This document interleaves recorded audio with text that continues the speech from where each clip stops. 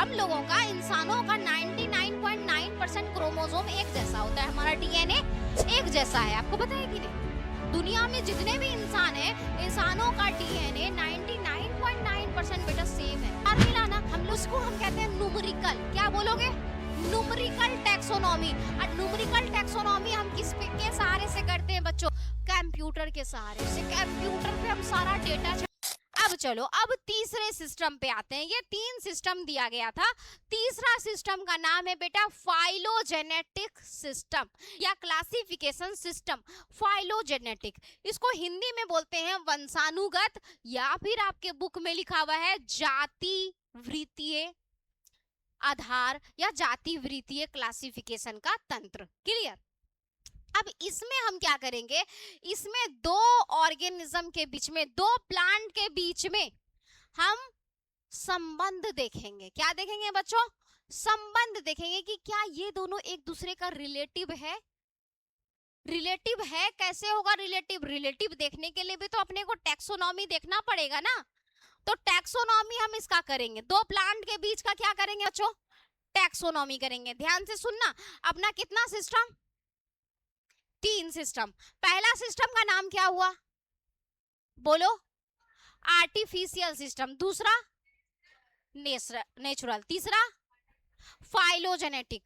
नहीं, अभी नहीं है। फाइलोजेनेटिक क्लासिफिकेशन सिस्टम में बेटा अपन क्या देखने वाले हैं? यहाँ पे विकास का संबंध देखने वाले हैं। ठीक है, कि कौन किसका संबंधी है। जैसे अगर हम लोग अपना बात करें, इंसानों का बात करें, तो देखो इंसानों के पूर्वज में अर्ली ह्यूमन एंसेस्टर आते थे। उसके पहले बेटा चिंपैंजी थे, उसके पहले गोरिल्ला थे। इस तरह से हम क्या देखे कि भैया कौन हमारे एंसेस्टर रहे हैं, कौन हमारे पूर्वज रहे हैं। अच्छा, पूर्वज जानने के लिए अपन क्या करते हैं? बोले पूर्वज जानने के लिए हमारे पास, मतलब कौन हमारे संबंधी रहे हैं, उसके लिए भी टैक्सोनॉमी है। उसके लिए क्या है बच्चों? टैक्सोनॉमी है। कौन कौन सा टैक्सोनॉमी हम लोग करेंगे? 3 टैक्सोनॉमी करेंगे। कितना टैक्सोनॉमी? 3 टैक्सोनॉमी। पहला है बेटा natural taxonomy, sorry numerical taxonomy. दूसरा है साइटो टैक्सोनॉमी और तीसरा है केमो टैक्सोनॉमी। सुनना, आप समझना। हमारा तीसरा क्लासिफिकेशन साफ तौर पे कह रहा था कि आप प्लांट को ग्रुप बनाओ उसके संबंध के आधार पे, कौन किसका संबंधी है। जैसे अगर हम बोले आलू का पेड़ हम उठाए, आलू का पौधा उठाए, बोले आलू का कौन सा संबंधी है? बोले टमाटर है क्या? बोले हाँ, कहीं ना कहीं लग रहा है टमाटर है। कैसे पता चला हमको टमाटर उसका संबंधी है या बैगन उसका संबंधी है? कैसे पता चला? बोले संबंधी पता करने के लिए भी 3 नियम है। कितना नियम? 3 नियम। पहला नियम बोल रहे हैं न्यूमेरिकल टैक्सोनॉमी करो। दोनों प्लांट को आमने सामने खड़ा करो और दोनों में लक्षण मैच करो। कितना लक्षण मिलता है, कितना मिल रहा है, नंबर गिनो। इसी को कहते हैं बेटा न्यूमेरिकल। दोनों को खड़ा किए सामने में, अच्छा दोनों का फूल का डिजाइन एक जैसा है, दोनों का पत्ती एक जैसा है, दोनों का जड़ एक जैसा है। समझ आ रहा है? दोनों का जीवन अवधि, जीवन अवधि समझते हो? जैसे 4 महीना में ई खिलेगा मर जाएगा, 4 महीना में ई भी खिल के मर जाएगा। इसको कहते हैं जीवन अवधि। क्या कहते हैं बेटा? जीवन अवधि। अंग्रेजी में कहते हैं लाइफ स्पेन। क्या कहोगे? Life span. तो बोले लाइफ स्पेन क्या बराबर है? यस बराबर है। कितना मिला? 4 मिला ना। उसको हम कहते हैं न्यूमेरिकल। क्या बोलोगे? Numerical taxonomy. और न्यूमेरिकल टैक्सोनॉमी हम किस के सहारे से करते हैं बच्चों?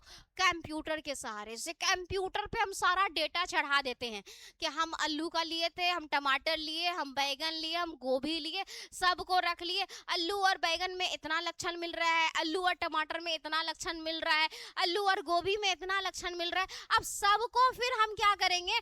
एक डेटा बनाएंगे कि किसका ज्यादा लक्षण मिल रहा है। जो ज्यादा लक्षण मिला रहा होगा वो उतना करीब का संबंधी, जिसमें जितना कम लक्षण मिल रहा होगा वो उतना दूर का संबंधी। आया बात समझ में? पहला कौन सी हो गया बेटा? न्यूमेरिकल। पहला क्या हो गया? न्यूमेरिकल। दूसरा क्या कह रहा है? साइटोटैक्सोनॉमी। साइटोटैक्सोनॉमी कह रहा है कि हम सेल देखेंगे। हम क्या देखेंगे बच्चों? सेल देखेंगे। और सेल के अंदर हमको मिलता है क्रोमोसोम। क्या मिलता है बच्चों? क्रोमोसोम। मान लो मेरे पास है 46 क्रोमोसोम। मानने का जरूरत नहीं है, इंसान के पास 46 होता है ना। मान लो इंसान के पास 46 क्रोमोसोम है और केले के पास कुछ 56 क्रोमोसोम है, लेकिन इन दोनों में जो क्रोमोसोम है लगभग 50% क्रोमोसोम एक दूसरे से मैच कर रहा है। क्रोमोसोम भी मैच करता है, आपको पता है? हम लोगों का, इंसानों का 99.9% क्रोमोसोम एक जैसा होता है, हमारा डीएनए एक जैसा है, आपको पता है कि नहीं? दुनिया में जितने भी इंसान हैं, इंसानों का डीएनए 99.9% बेटा सेम है। हम लोग केवल 0.1% से एक दूसरे से अलग दिखते हैं, अलग व्यवहार रखते हैं, अलग विचार रखते हैं, अलग समझ है, सिर्फ और सिर्फ 0.1% से। क्लियर? और अगर ऐसा नहीं होता ना तो हम लोग भी एक दूसरे को अलग अलग प्रजाति का घोषित कर देते। तुम अलग प्रजाति के, हम अलग प्रजाति के, ऑस्ट्रेलियन अलग, अफ्रीकन अलग, समझ में आया? पर कहा गया नहीं, चाहे ऑस्ट्रेलियन हो, अफ्रीकन हो, इंडियन हो, ब्रिटिश हो, कोई भी हो, सब होमोसेपियंस है। सब क्या है? होमोसेपियंस है। मतलब 99.9% डीएनए हम सबका क्या है बच्चों? सेम है। क्लियर?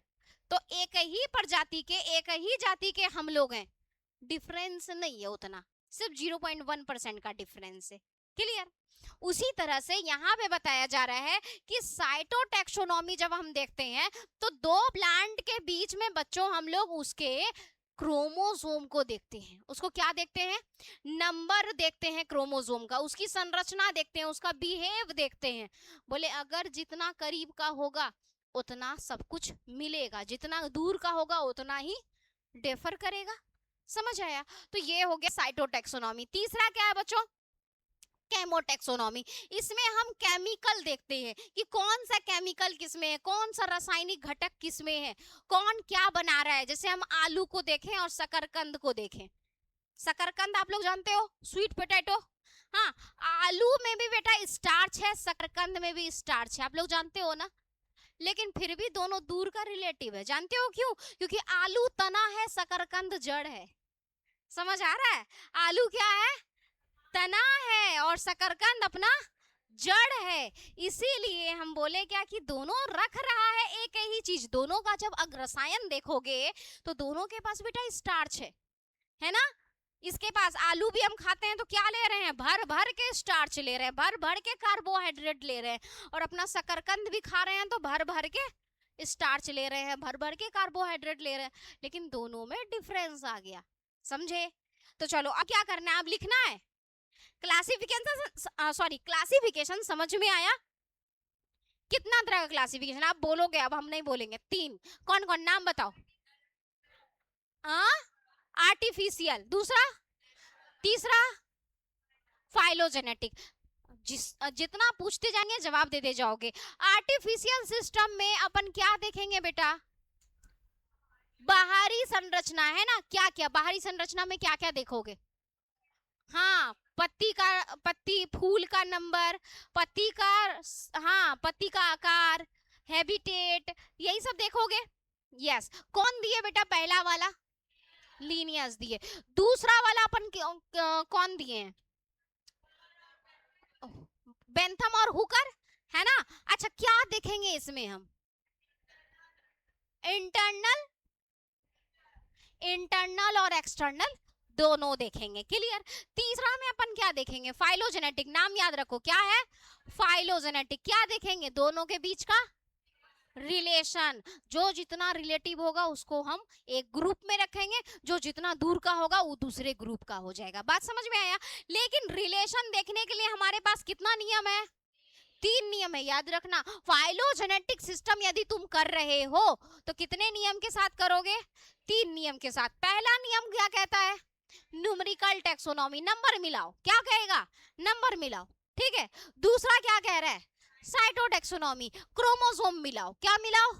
क्रोमोसोम मिलाओ। अगर ई प्लांट है बेटा, अगर हम मान के चलो आलू का, ऐट और टमाटर का, बोले इसमें है ना 28 क्रोमोसोम है और इसमें 30 क्रोमोसोम है, तो लगभग तो बराबर बराबर पे है, ज्यादा का अंतर नहीं है, एक जोड़े का अंतर है। आगे क्या है बेटा? केमोटैक्सोनॉमी। दोनों के बीच में अपन क्या देखेंगे? रसायन देखेंगे। क्या बना रहा है ये, क्या रख रहा है ये। समझे? तो कितना हो गया? टैक्सोनॉमी का आधार कितना? 3। क्लियर? तो क्या किया जाए? लिखवाया जाए या फिर हम पीपीटी भेज देंगे, वहां से लिख लोगे? आ भेज देंगे, लिख लोगे तो आगे बढ़े। ठीक है, वेरी गुड। इसी तरह से एकदम गट वाला पावर लाया करो तुम लोग।